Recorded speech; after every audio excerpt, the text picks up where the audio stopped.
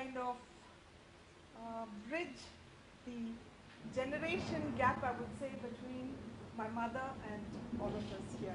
Because it was her desire where she wanted to honor Mr. Teekay Raheem and Dr. Jerlyn Pinto. She said, you know, when we have such budding talent here, it's best, you know, I recognize that.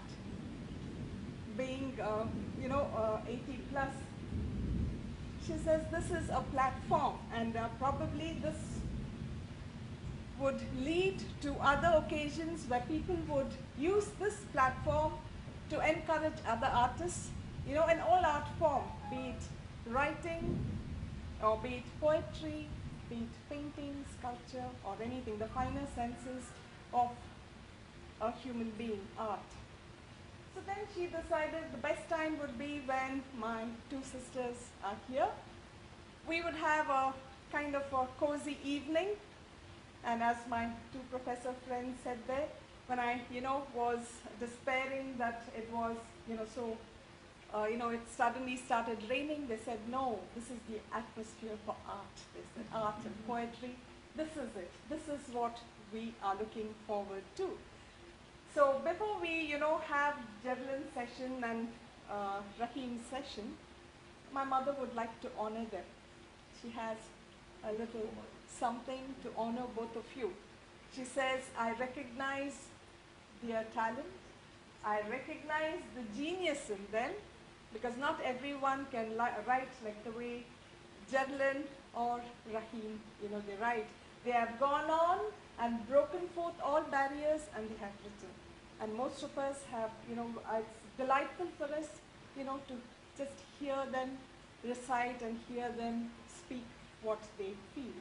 So I invite Raheem and I invite Jerry to please come and occupy our Wakil bench, as we call it. And my mother to come.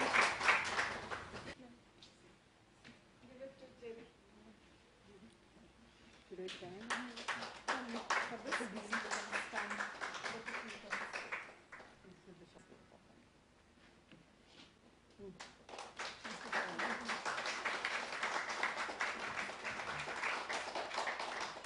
I've been covered very decently. Be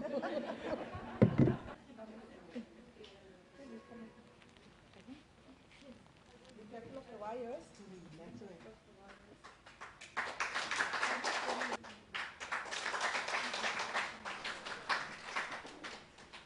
I'll start with a story of mine. I trust you won't find it too long. It's called I'll Do, and I'll Do. And the words have been taken from Shakespeare's Macbeth. And I've got two of my English teachers here, former Professor Matilda Pinto, Professor Urmila, who actually taught me Macbeth. So some of the credit could go to them as well as the psychology department of St. Agnes College, where the students were asked to conduct this assembly. And very interestingly, they had a whole lot of interesting phobias, as it were, which they explored in the course of the assembly to kind of educate the audience. And one of them was about the alien hand syndrome. I was absolutely fascinated by that. I think it was one of the students of that particular batch is sitting right there, Devaka, and one of his classmates came very kindly, loaded it on our computer, and when Save as Writers in Canterbury, in whose contest the contest of which I've been participating, decided to host this Shakespearean International Creative Writing Contest last year in honor of the 450th year of the birth of William Shakespeare, Bard of Avon. Luigi Marchini, who was the chairman, told me about it, and I kept telling my colleagues, Sonya and Zubeda, I said, what am I going to tell the British about Shakespeare? I mean, that might be, impudent. I suppose somewhere I'm still a bit colonized. And then it occurred to me, I hate losing an opportunity, partly because I'm living again a second chance. I'm like a terrier, was terrier tenacity, so I said, I can't let this slip through my fingers.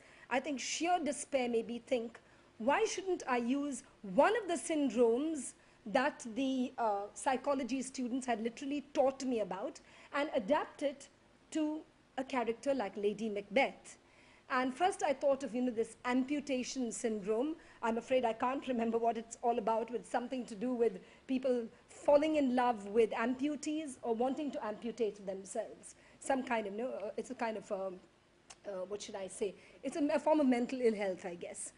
And then that didn't fit somehow, and then I finally zeroed upon this alien hand syndrome, which was also called the Dr. Strangelove syndrome. And I need to tell you about this because otherwise you might get slightly confused. It is caused when people have injuries to the anteromedial lobe of the brain, usually in things like car crashes, or maybe when they've been slugged with bullets in the brain. And this really happens because one limb, usually a hand or an arm, goes totally out of control. And it refuses to obey the commands of the brain. So the brain may tell you one thing, but the arm acts of its own volition. So that is the background to the story. And you must understand that there are two narrators in my story. One is Bhaskar, or should I really say Bhaskar, because it's set in Bengal, but I'll call him Bhaskar, who is telling the story. And another part is where he keeps referring us to the diary of his late cousin, the now deceased Andrila. So parts of it will be Bhaskar himself speaking directly to the reader.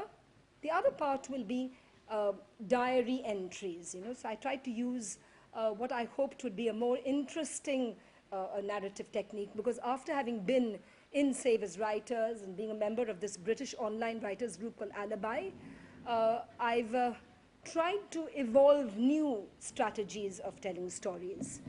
This story, I'm very happy to tell you, finally ended up getting the 3rd prize at the Shakespearean International Creative Writing Contest. We were all shortlisted, and I actually went up to Canterbury last year, and the awards evening was held at the 700-year-old Dominican Priory, and they tried to make it a little like the Booker. The judge goes up and she talks about the shortlisted, and then she talked about each one of these. And I can't resist telling you that she kept saying the story was set in 1960s Bengal, because she was British, obviously. She couldn't even pronounce Bengal, but that was fine. And then I was told I'd finally discovered that I'd got 3rd prize, which made me happy anyway. The 1st or 2nd wouldn't have hurt, but the 3rd made me happy. Yes. Okay. So I'll give you a reading of I'll do, and I'll do. It was a colonial sort of thing to do, I suppose. Sit by the French windows in the reading room of the Royal Bengal Club and read your Shakespeare. Outside, a muslin mist rose from the Hooghly, but your mind was full of the quality of Mercy's speech, which had been dinned into you as the most poignant bit of persuasion you could ever expect to find, and never east of the Suez. We should have got over the empire after 20 years of independence, but we hadn't. Andrila said it was a carefully cultivated hangover, and we'd never get over what we didn't want to. Andrila was my cousin on my late mother's side, sinuous, black as a switch, and eyes like shadows on slate. Her teeth came as a surprise of white when her lips were parted, which they often did in laughter when she was with me. Both of us loved Shakespeare, and I knew that she loved me to bits, in spite of one of my legs being crippled by polio. We had played Shakespeare games since we were 13. One of them was